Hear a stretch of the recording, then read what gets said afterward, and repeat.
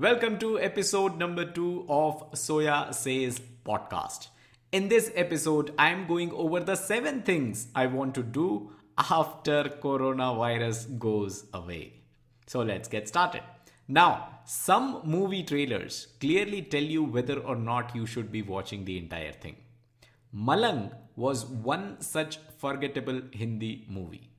There's a line that the actress of the movie, Disha Patni, she uses in the trailer, and she says to live life from one high to another. Sometimes all of us want that, high after high after high. We all get bored with daily routine. People in office usually ask each other what they did or what they plan to do over the weekend. If it isn't obvious, people who ask such questions are themselves looking for ideas, looking for an opportunity for a high. An answer like, I reorganized my closet and bookshelf, isn't exciting at all. That's routine work. But with the coming of coronavirus, I must say, I am actually missing my routine, my usual daily agenda, the daily grind. In fact, if I look back, that daily routine appears pretty exciting now. And that's why when I sat down to list a few things that I would do after the situation is back to normal, nothing exciting really came up. I don't want to go trekking. I just want to go back to the office. So here is a list of 7 things I would do once the coronavirus goes away. Number 1, go back to the office.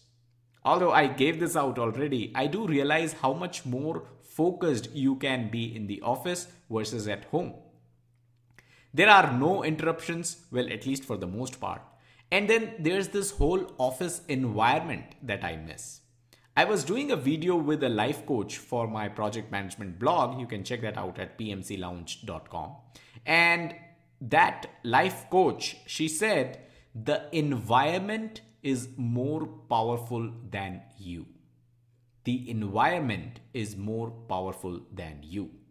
It is just so true. The office environment gives me a kickstart of productivity. And that's why I am looking forward to go back to the office once the virus goes away.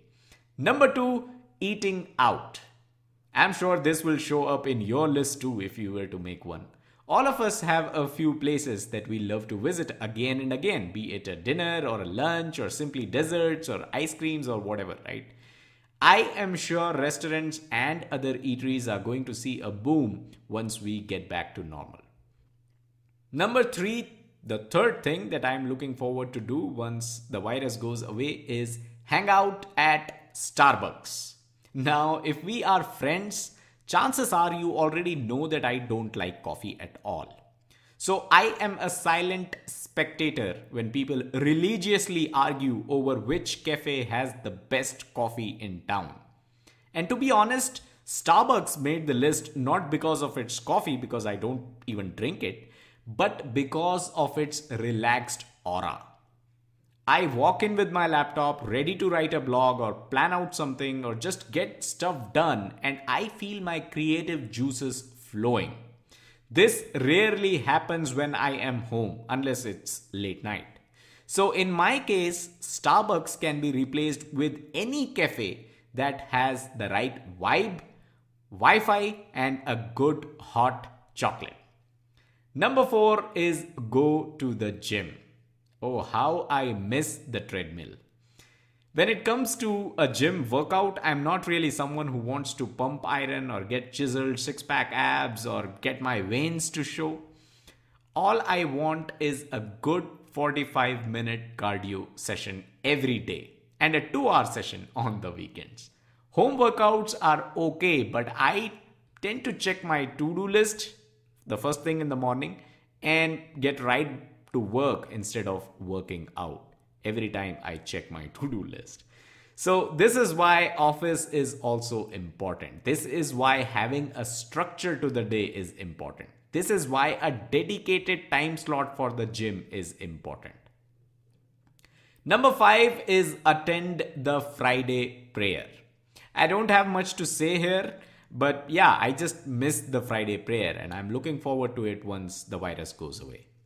Number 6 is get a haircut. Now, this is actually more than just the haircut. Considering my family and the genetics, I am just happy that I still have some hair. But when I say visit the salon, I mean indulgence. All of us have been through tough times, and I would love some self pampering. So that's why I want to visit the barber shop. Number 7, and the last item on this list, is go on a long bike trip. Now, whenever I tell someone that I like riding a motorcycle over driving a car, two things happen. One is that things take a technical turn. Brands that I have never heard of pop up, or motorcycle specifications that I have no idea about enter the conversation. Second is the assumption that I like high adrenaline rush that riding super fast brings with it. I'm actually interested in neither. I like to ride my bike slow. Not like super slow, but maybe a little less than the average speed. In fact, riding slow, I feel, is highly underrated and underestimated, if I may say. It's calm, it's different, you feel the air. If I were to describe it, look at that Tu Hai Ki Nahi song from some disaster Hindi movie named Roy, starring Ranbir Kapoor. I would love to have that road he is riding on to myself. And while we are at it, that bike and jacket too would be a lot of fun. So there you have it. Those are the 7 things I'm looking forward to do once this virus goes away. Yes, none of them might sound exciting or adventurous to you. And even I was surprised when I listed everything down. So while I miss these usual routine things, when I get to them the next time, I will definitely be more grateful. In fact, I feel maybe this entire coronavirus situation is a second chance for all of us to be more grateful for everything that we have. So with that, we come to the end of this podcast episode. Let me know what are some of the things you want to do after the life gets back to normal.